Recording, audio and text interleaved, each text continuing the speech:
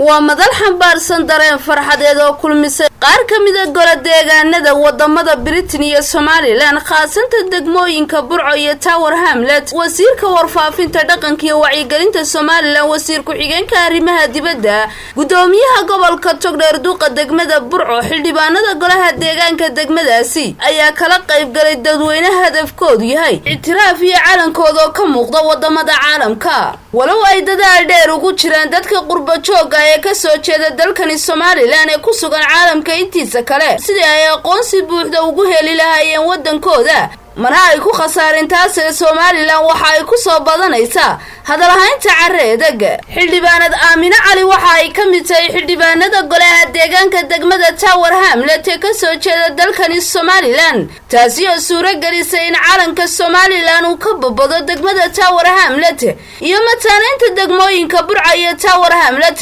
ayaa habeenkii xalay munaasabad meeqaamkeedu sareeyo oo loogu dabaaldegayo mataaneynta degmooyinkani waxa lagu qabtay Hotel City Palace magaalada Burco taasi ay soo buux dhaafiyeen wasiiro maamulka gobolka Togdheer kuwa degmada Burco aqoonyahan waxgarad haween dhalinyaro iyo bulshada qaybaheeda kala duwan waxaanay dhamaantood ka marakaceen in haweenka iyo qurba joogga reer Somaliland ay baaldahaba kaga jiraan qarankani Somaliland dadaal dheerna ugu jiraan horumarka dalka waxayna noqonaysaa bilow wanaagsan mataaneyntanna maadaama ay gudoomiye gobolka waan soo dhaweynayaa waxaan leeyahay wax kasta ay uga baahan yihiin degmada oo maayarkiina fadhiyo diyaar baan u nahay dhinaca haday tahay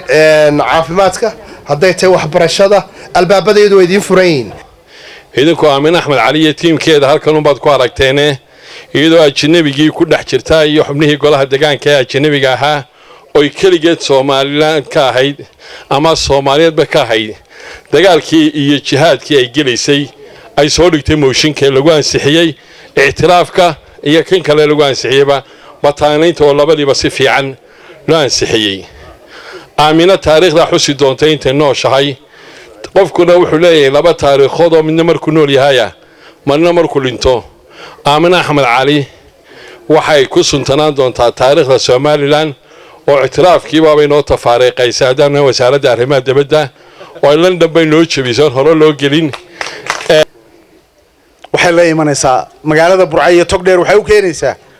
waxyaabo fara badan maadaama dadaalka ictiraafka keenteen mataaneentuna ay keeni doonto waxbarasho kamida caafimaad baa kamida nabadgelyada iyo booliiska kamida ambulances baa kamida waxa kamida khubara haday tahay Tower Hamlet say u soo dirayso Burco iyo meelo kale oo aad dhex gashaan ayaa kamida dalkaagi dadkaagi degmadaadii ku soo dhawow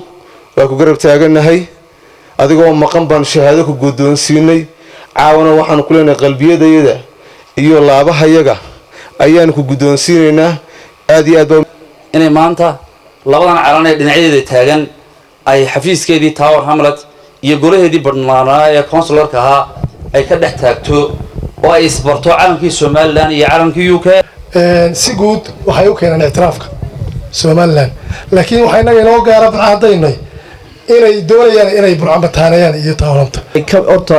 ictiraafku waxaad ka hesheen Tower Hamlet oo kaliya maaha waxaad ka hesheen London waxa weeye caasimadda Ingiriiska marka sida ogaaday waanu noqonaynaa wixii aad noo dhiibteen buugaasaan ku qornay marka waxaanu samaynaynaa waan idin soo xiriirinaa wixii aan idin qaban karno waan idin qabanaynaa waxaanu la shaqeynaa xildhibaanada waxaanu la shaqeynaa meerka waxaanu la shaqeynaa barasaabka waxaanu la shaqeynaa degmada ugu dambeyntiina waxaa munaasabadani soo afmeertay xildhibaanad Aamina Cali taasi oo halkaasi ka soo jeedisay hadalla dardaaran iyo bogaadin isugu jira idinkaga tagi karaya reer Somaliland isku duubnaado cadawgiina badan yaa la idinka arkin jilay walaatanimadiina badiyo anaguna dibidda sidaas oo sileeg baan isku xidhnaanina Togdheer waa la idin maqan yahay inagu dalka Somaliland degmada Togdheer nalkay u shida